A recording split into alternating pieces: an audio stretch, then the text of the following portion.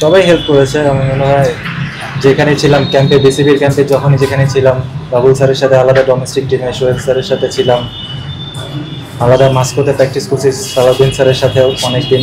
তো আমার মনে হয় যেখানে যেখানে বেশি চেষ্টা করছি, মানে নিজেকে ডেভেলপ করার, যেখানেই ফোকাস, মানে যেখানে সুযোগ পাই ডেভেলপ করার চেষ্টা করতেছি।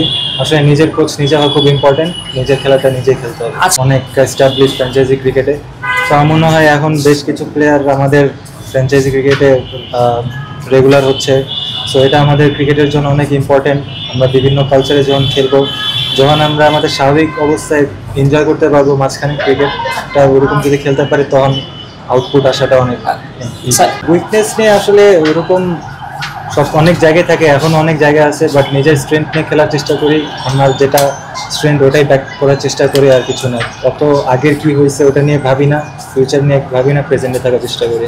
তো আমার মনে হয় যত খেলতে পারবো তত এক্সপিরিয়েন্স বাড়বে, আর নিজের প্রসেসটা ঠিক রাখার চেষ্টা করবো। কষ্ট করলে অবশ্যই আল্লাহ দিবে।